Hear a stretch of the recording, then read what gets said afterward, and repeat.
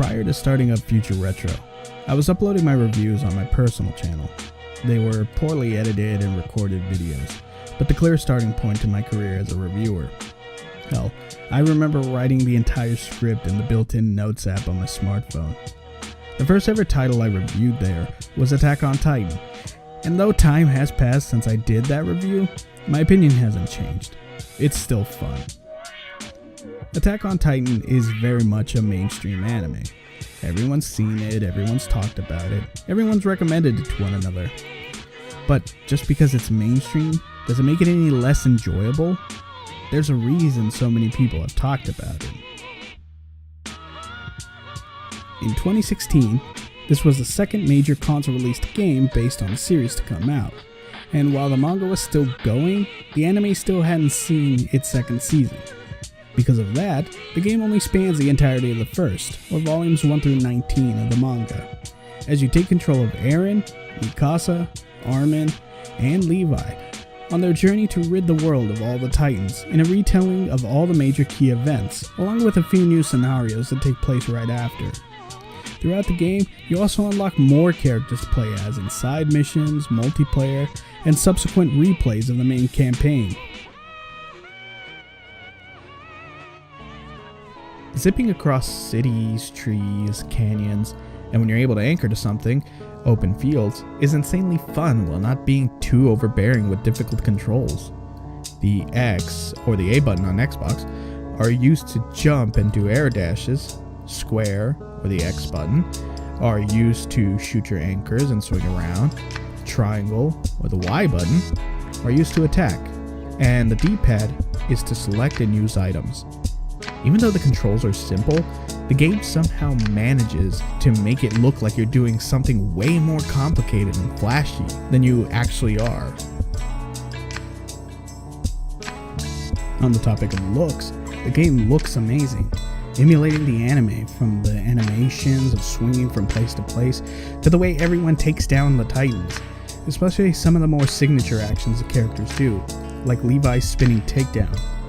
Also, a good amount of the cutscenes are shot-for-shot remakes from the anime, done in-game with the 3D models. It's all very pleasing on many fronts. Hell, even the Japanese voice actors return to reprise their roles. The music is another point I need to bring up. A lot of the tracks featured in the game return from the show, adding to the overall package, making it feel just like the medium it was born from. The only thing that isn't here in the musical department is the iconic intro themes, but that's not too much of a bummer.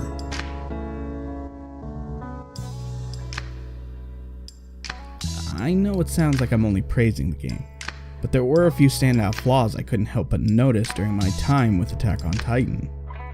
While some of the animation is great, there's some that did look odd, like the horse movement or how the female Titan's running looked during gameplay. You'll also see a few repeated animations when taking down Titans. There's also a few cutscenes that are relegated to just the model standing there with minimal movement and deadpan stares. Also, the game isn't all that hard either. In the entirety of all my playthroughs, I only ever got 1 or 2 game overs. For a game that conveys humanity's struggle to survive, you can take down well over 50 Titans in one mission with ease. One of the other things I know people will say is that it's repetitive, though I myself didn't see that as a bad thing. Despite all of that, it's easy to overlook the flaws because of how fun the game is. There's just so much to enjoy. A lengthy campaign that spans all of the first season, an epilogue that touches on the events that follow said first season, a ton of side missions you can do online with friends or offline by yourself. And though I didn't touch on it, there's a lot of equipment to craft from materials gathered. I've played a lot of this game, and I've played a lot more after I was done, and I replayed it again after not touching it for a few months. The game is just that much fun.